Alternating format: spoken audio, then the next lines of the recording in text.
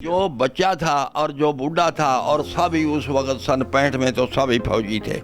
इतना जज्बा था कि फ़ौज को क्या कहना है कि मैं भी फौजी और मैं भी ऐसा सादा आदमी हूँ कि मैं चाहता था शहीद हो जाता लेकिन शहीद नहीं हुआ।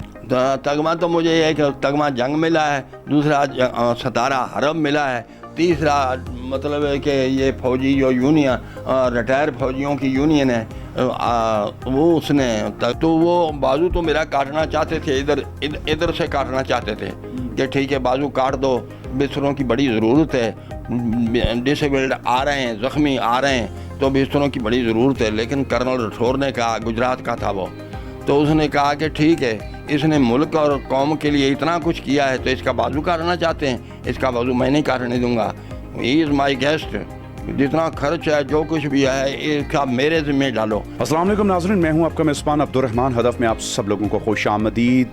6 सितंबर यौम दिफा पाकिस्तान, मिलवाएंगे आज आपको पाकिस्तान के उस बहादुर फौजी जवान से जिसने अपनी ज़िंदगी का एक मुकम्मल हिस्सा पाकिस्तान की जंगों में सर्व कर दिया, पाकिस्तान आर्मी को दे दिया। नाम है इनका राना इमानत। इनकी बहादुरी की बिना पर इनको 3 तमगे भी मिल चुके हैं, जिसमें सितारा हर्ब है, तमगा जंग है और तमगा गोल्ड है। इनको 25 एकड़ ज़मीन अलॉट होती है, लेकिन पाकिस्तान का एक ऐसा करप्ट सिस्टम है, ये पटवारी सिस्टम, ये तहसीलदार जो न जाने कितने लोगों का हक खाते हैं, लेकिन इन्होंने पाकिस्तान के इस फौजी जवान को भी नहीं बख्शा और ये पिछले 50 साल से अपने उस हक के लिए तगदो कर रहे हैं। सबसे पहले पूछेंगे 1965 की जंग का वो हिस्सा जिस दौरान दुश्मन ने रात की तारीकी में हमला किया, किस तरीके से इन्होंने मुकाबला किया, और 1971 की जंग का वो हिस्सा जिसमें इनका एक बाजू और एक टांग ज़ाया हो जाती है, किस तरीके से उस वक्त भी इन्होंने दुश्मन का मुकाबला किया।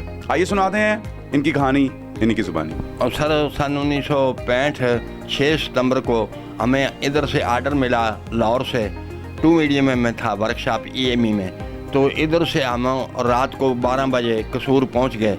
जब कसूर पहुंच गए तो अज़ानें आ रही थी कि उधर से औरतें आ रही हैं, तो बच्चे उठाए हुए हैं, तो उन्होंने कहा कि तुम तो इधर बैठे, तो वो हमला हो गया, तो इंडिया ने तो हमला कर दिया, बस जंग शुरू हो गई। जंग शुरू हो गई तो फिर जितने दिन जंग रही उसमें टैंक भी थे, उसमें तोपें भी थे, उसमें मीडियम भी थी, उसमें पैदल फौज भी थी, मतलब 7 दल फौज के जिस तरह प्रोसीजर होता है कि 7 दल मतलब उस तरह थे। लेकिन हम इस तरह 84 पिंड हमने फतह किए, 84 पिंड। बीवी बच्चे याद आते हैं, घर वाले याद आते हैं, माँ बाप याद आते हैं, उस वक्त क्या आलम होता है? नहीं, उस वक्त जिस वक्त जंग शुरू हो जाए ना तो उस वक्त अगर घर का ख्याल हो तो जंग में आदमी कामयाब ही नहीं होता। वो तो उसको ये ख्याल होता है कि अब मैंने दुश्मन को फतेह करना है। फिर शहादतें तो इतनी हुई हैं, इंडिया के इतने मरे कि लाशों के ऊपर से हम गुजरते थे। कोई ऐसा दोस्त अजीज बहुत जो आपके साथ महाज पे हो और शहीद हो गया हो? हम आ रहे थे इंडिया से आ रहे थे, पावर डाइट हमारे पास थी, तो प्रोटेक्शन के लिए ऊपर बैठे थे 3 आदमी हमारी हिफाजत के लिए। तो ऊपर से जहाज़ नीचे गुजरा तो हमने समझा कि ये तो पाकिस्तान का जहाज़ है, लेकिन उसने आगे जाके और वापस रिटर्न किया तो मतलब कि आके फायर किए। एक के पेट से गोलियां गुजर गई तो उसने बोला कि मेरा बेल्ट ना खोलो, लेकिन गांव सारा भाग के आ गया। तो जो दूसरा था उसकी तो यहाँ से टांगें कट गई।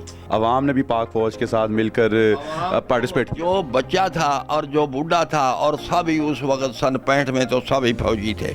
इतना जज्बा था कि फ़ौज को क्या कहना है कि मैं भी फौजी, औरत भी फौजी, बंदा भी फौजी, सब। आपको एक ज़मीन अलॉट होती है और उस ज़मीन को मिली भगत के साथ लोग अपने नाम कर लेते हैं, तो आपके साथ ये सारा वाक़या हुआ कैसे? सोल्जर बोर्ड साहिवाल से उन्होंने चिट्ठी भेजी, उन्होंने बताया कि ये जो 71 जंग के ज़ख्मी हैं, माजूर हैं, डिसेबल्ड हैं, तो उनके लिए ज़मीन का आर्डर है। किसी का नाम नहीं है लेटर में, लेकिन सब के लिए लेटर था कि ठीक है जो इस कैटेगरी में आते हैं, डिसेबल्ड, बाजू कटे हुए हैं, सब टांगें कटी हुई हैं, मजदूर हैं, जैसा कुछ है, तो उनको ज़मीन दी जाए। उधर फिर AC साहब ने तहसीलदार पटवारी को बुला के कहा कि इसको ज़मीन दो, तो उन्होंने मुझे ज़मीन पटवारी ने दे दी। फ़र्द मेरे पास कितनी ज़मीन? 25 एकड़।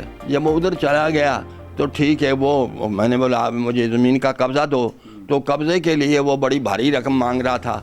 तो मैंने कौन भारी रकम मांग रहा पटवारी और तहसीलदार, उन्होंने कहा कि ठीक है, अभी भी ज़मीन तो मेरे नाम है, ज़मीन काश्त तो मैं कोई भी कर रहा है, लेकिन असल मालिक तो ज़मीन का मैं हूँ। लेकिन अभी तक कोई फ़ोन नहीं उठाता, तो ना कोई जवाब। 50 साल से ऐसे ही धक्के खा रहा हूँ। अब मेरा जो चीफ आर्मी है उससे रिक्वेस्ट है कि जैसे भी हो सके मतलब है कि मेरी मतलब ज़मीन का कब्ज़ा मुझे दिया जाए। नाज़रीन, पाकिस्तान के इस बहादुर फौजी की गुफ्तगू आपने सुनी जिन्होंने 2 जंगें लड़ी और इनकी 25 एकड़ की जो ज़मीन है उसके ऊपर बिला वजह का जो है कब्ज़ा जमाए हुए हैं। हम चाहते हैं अदर के प्लेटफार्म से इनकी आवाज़ हुक्मरानों के ऐवानों तक पहुँचे। फ़ौज अपना काम कर रही है और अगर फ़ौज मुदाखलत करती है तो फिर ये कहा जाता है कि फ़ौज का क्या काम है सिविल मैटर में मुदाखलत करना। और ये देखें कि फ़ौजी के साथ क्या हो रहा है कि ये वो फ़ौजी है कि जिसने अपनी ज़िंदगी का सारा हिस्सा फ़ौज को दे दिया, हमारी हिफाजत के लिए दे दिया।